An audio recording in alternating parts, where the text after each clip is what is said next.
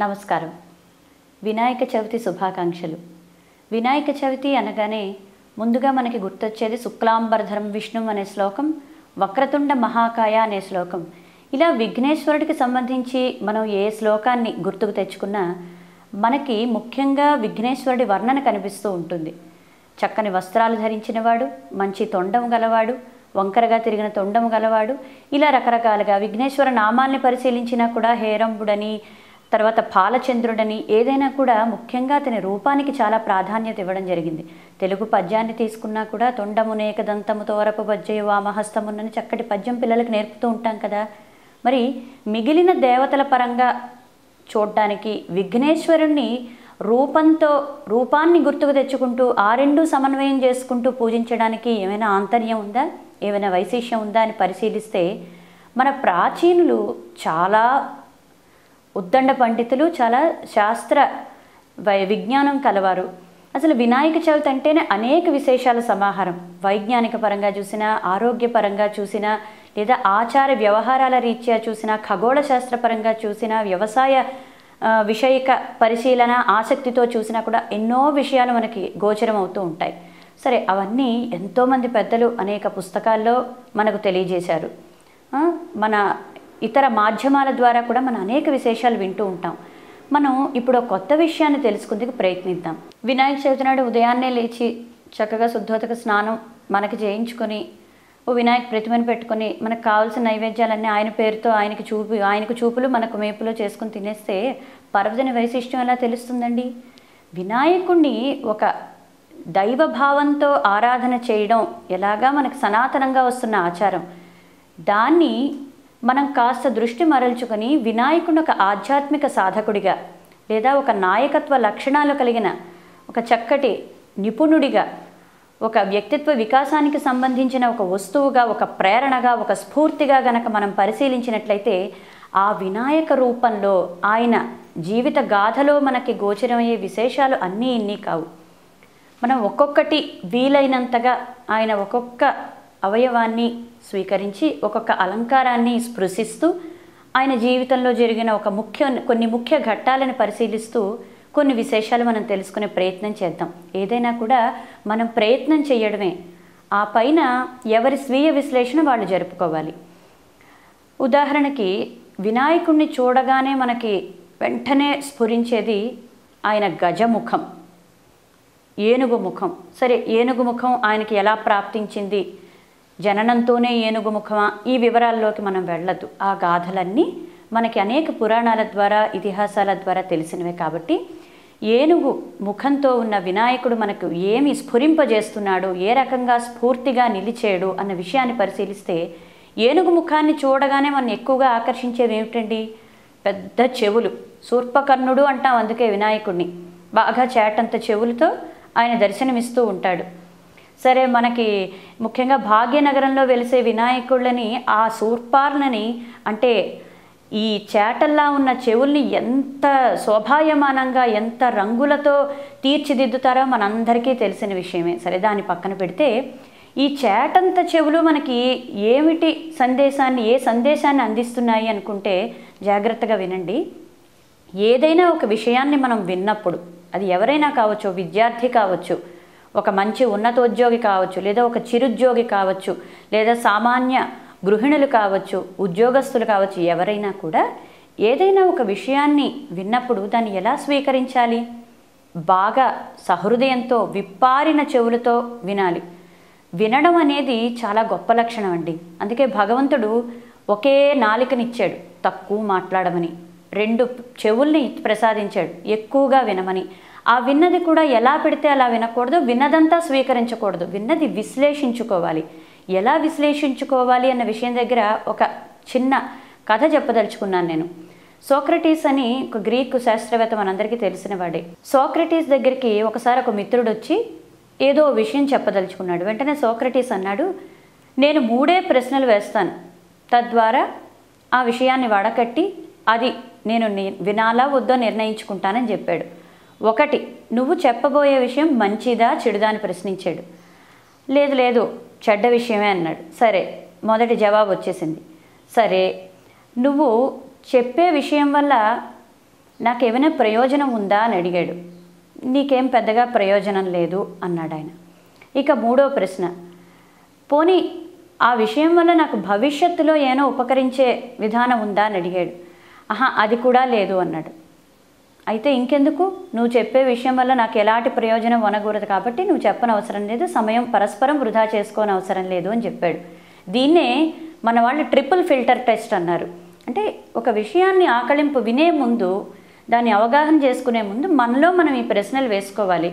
ఎందుకంటే వినడం ద్వారా నేరుగా అది మన మనసులోకి వెళ్ళి తద్వారా మన మానసికమైన ఈ స్థాయి మీద చాలా ప్రభావం చూపిస్తుంది. ఆ తర్వాత మనం చేయబోయే పనుల మీద కూడా దాని ప్రభావం ఎంతగానో ఉంటుంది. కాబట్టి ముందు వినడం అనేది చేట చెవులు ఎందుకు పెట్టారండి మన వినాయకుడికి అంటే చెరిగేస్తాడనమాట. ఏ విషయాన్నైనా చెరిగి పొట్టు పోగా పొల్లు పోగా నాణ్యమైన సరుకు ఏదైతే మిగులుతుందో దాన్ని మాత్రమే లోపలికి స్వీకరించుకునే విధానం మనం విఘ్నేశ్వరుని నుండి నేర్చుకోవాలి. అందుకే ఈ శూర్పకర్ణాలు అనేటిది. ముఖ్యంగా సివిల్ సర్వీసెస్కి ప్రిపేర్ అవుతున్న వాళ్ళకి ఇక్కడ చాలా ముఖ్యమైన విషయం ఉందండి. సివిల్స్కి వెళ్ళే వాళ్ళంటే వాళ్ళు ఏదో చాలా విషయాలు నేర్చేసుకోవాలి, అండర్ ద రూఫ్ అంటే అండర్ ద స్కై ఉన్న విషయాలన్నీ ఆకలింపు చేసేసుకోవాలి, అన్నీ లోపలికి తోసేయాలి అనుకుంటారు. అది ఎంత మాత్రం కాదు. ఈరోజు ర్యాంకులు కొడుతున్న వాళ్ళందరూ ఎన్నో నేర్చుకోవడం వల్ల కాదు, ప్రణాళికాబద్ధమైన విషయ పరిజ్ఞానాన్ని సముపార్జించుకోవడం ద్వారానే వాళ్ళకి ఆయా ర్యాంకులు వాళ్ళు విజయాన్ని సాధించగలుగుతున్నారు, విజయ పథంలో ప్రయాణించగలుగుతున్నారు. అందుకే ఏదైనా విషయాన్ని మనం ఎలా వినాలి అనేది ముఖ్యంగా యూపీఎస్సి ఈ ఎగ్జామ్స్కి వెళ్ళేవాళ్ళు బాగా వినాయకుడి నుంచి మనం ఆకలింపు చేసుకోవాలి. ఇక రెండోది, విఘ్నేశ్వర ముఖాన్ని మనం పరిశీలించినప్పుడు ప్రస్ఫుటంగా కనిపించేవి అతని చెవులైతే చాలా చిన్నగా సూక్ష్మంగా కనిపించేవి అతని నేత్రాలు. అంటే ఏనుగు ముఖంలో కళ్ళు అనేవి చాలా చిన్న అవయవాలు. ఈ కళ్ళు చిన్నగా ఉండడం అనేది దేన్ని సూచిస్తుంది, ఇవి దేనికి ప్రతీకగా నిలుస్తుంది అంటే ఏ సాధకుడైనా, అతడు ఆధ్యాత్మిక సాధకుడు కావచ్చు లేదా మనం ఇందాక ముందుగా చెప్పుకున్నట్టు విద్యార్థులు ఎవరైనా కూడా ఏదైనా ఒక విషయాన్ని చాలా సునిశిత దృష్టితో చూడాలి. అంటే బాగా కళ్ళు విప్పార్చుంటే మనం ఎన్నో చూస్తాం, ఎన్నో చూసినప్పుడు ఎన్నో విషయాలు మన లోపలికి వెళ్తాయి. ఎన్నో విషయాలు వెళ్ళినప్పుడు తదనుగుణంగా వాటిని అనుసరించి ఆలోచనలు కూడా అలాగే వస్తాయి.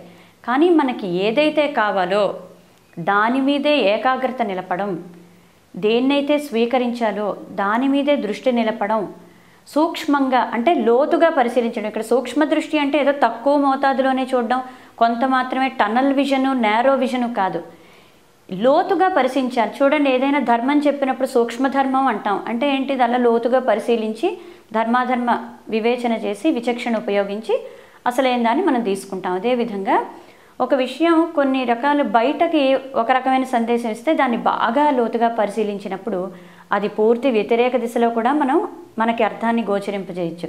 కాబట్టి విఘ్నేశ్వర దృష్టి, ఈ నేత్రాలు అనేవి సూక్ష్మ దృష్టికి ప్రతీకగా నిలుస్తాయి. ఇక ముఖ్యమైనవి అతని భగ్న దంతం. అంటే ఏనుగుకి 2 దంతాలు ఉంటాయి, అది అందరికీ తెలిసిన విషయం. ఆ దంతాలతో అనేక కళాఖండాలు కూడా తీర్చిదిద్దుతూ ఉంటారు. ఏనుగు విఘ్నేశ్వరుడికి అమర్చిన ఏనుగు ముఖంలో ఒక దంతం విరిగిపోయి ఉంటుంది. అది విఘ్నేశ్వరుడికి అమర్చినప్పుడు అలాగే ఉండడం కాదు, ఆయన గజముఖుడు అయ్యాక ఒక గొప్ప సంఘటనలో ఈ భారతీయ సంస్కృతికి ఒక గొప్ప జ్ఞానభాండాన్ని అందించే దశలో ఒక అద్భుతమైన సంఘటన జరిగినప్పుడు ఆ విఘ్నేశ్వరుడికి దంతం భగ్నం చేసుకోవలసి వచ్చింది. ఏమిటా సన్నివేశం అంటే, వ్యాసుడు భారతాన్ని రచన చేస్తున్నప్పుడు ఎవరైతే ఘంటం ఆగకుండా, నేను చెప్పుకుంటూ వెళ్ళిపోతాను, ఘంటం ఆగకుండా రాసుకుంటూ వెళ్ళిపోతాడో, అది కూడా ఎలాగా ఏదో అర్థం చేసుకోకుండా ఆయన చెప్తుంటే రాసేయడం కాదు, తాను చెప్తున్నది పూర్తిగా అర్థం చేసుకుని అవగాహన చేసుకుని జీర్ణించుకొని ఎవరైతే రచన చేయగలరో అలాంటి వాడు నాకు లేఖకుడిగా కావాలి అని గాలించినప్పుడు విఘ్నేశ్వరుడు తటస్థిస్తాడు.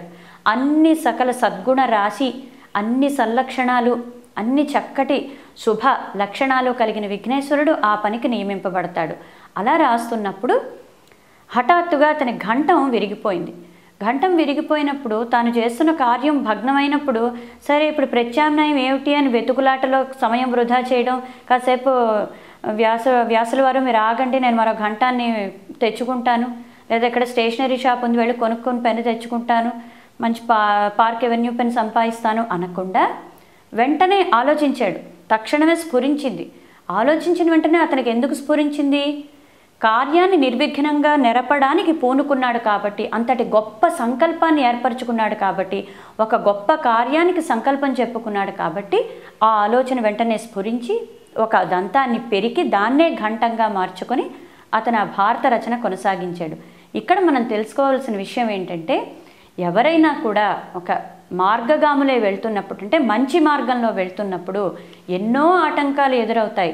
ఆరంభింపరు నీచమానవులను మనకి భర్తృహరి సుభాషితానికి తెనుగుంచిన ఒక పద్యం కూడా ఉంది. అలాగా నీచులైన వారు అసలు పనిని ఆరంభించరట. మధ్యములైన వారు పనిని ఆరంభించినా విఘ్నాలు కలిగినప్పుడు అవి బాబే దీన్ని మనం పూర్తి చేయలేమేమో అనే బెంగతో దాన్ని విడిచేస్తారు. కానీ ఉత్తమోత్తమైన వాళ్ళు, ఉత్తమ శ్రేణికి చెందిన వారు, ఘనులైన వారు, ఉన్నతమైన వారు చక్కగా ఎలాంటి ఆటంకం ఎదురైనా కూడా మార్గం సుగమం చేసుకొని ముందుకు దూసుకొని వెళ్ళిపోతారు. అది సంకల్ప శక్తికి నిదర్శనం. కాబట్టి వినాయకుడి భగ్నదంతం అనేది గొప్ప సంకల్ప శక్తికి, ఎలాంటి కార్యం వచ్చినా ఎదుర్కొనే ఒక ధైర్య సాహసానికి ప్రతీకగా నిలుస్తోంది. అసలు గజముఖుడు అంటేనే అర్థం అది. ఏనుగు ఏం చేస్తుంది అడవిలోని? ఒకసారి మంచి బాగా తుప్పలుగా దట్టంగా ఉన్న అడవిలో ఒక ఏనుగు నడిచి వెళ్ళింది అంటే మిగిలిన జంతువులన్నీ సునాయాసంగా ఆ మార్గంలో ప్రయాణం సాగించగలవు. ఏనుగు ఒక మార్గం ఏర్పాటు చేస్తుంది తన భారీ కాయంతో. అలా నడుచుకుంటూ దారిలో వచ్చేవన్నీ ఎత్తుపల్లాలని అన్నిటినీ ఏమి ఖాతరు చేయకుండా, ఏమైనా అడ్డంకులు వస్తే తొండంతో తీసి పారేసి ఒక చక్కటి మార్గాన్ని ఏర్పాటు చేస్తుంది. తాను వెళ్ళడమే కాక తనని అనుసరించే వారికి కూడా ఒక మార్గాన్ని సృష్టిస్తుంది. కాబట్టి గజముఖుడు అన్నదానికి దేనికి ప్రతీక? విఘ్నేశ్వరుడు అంటే ఒక మార్గదర్శకుడు. ఏ రకంగా చూసుకున్నా, ఆయన జీవిత విశేషాలని పరిశీలించిన, ఆయన రూపాన్ని మనం ఒక సంకేతంగా తీసుకున్నా కూడా ఏ రంగంలో ఉన్న వాళ్ళకైనా, అటు ఆధ్యాత్మికం, ఇటు లౌకికం, అటు విజయాన్ని కాంక్షించే విద్యార్థులు ఎవరైనా కూడా అతన్ని ఆదర్శంగా తీసుకొని ఈ వినాయక చవితి నాడు అతన్ని ఒక ప్రేరణగా, ఒక స్ఫూర్తి ప్రదాతగా భావిస్తూ ముందుకెళ్తే అన్ని విజయాలే లభ్యమవుతాయి. ఎలాంటి విఘ్నాలు కలగకుండా కూడా మనకి ప్రాప్తిస్తాయి. నమస్కారం.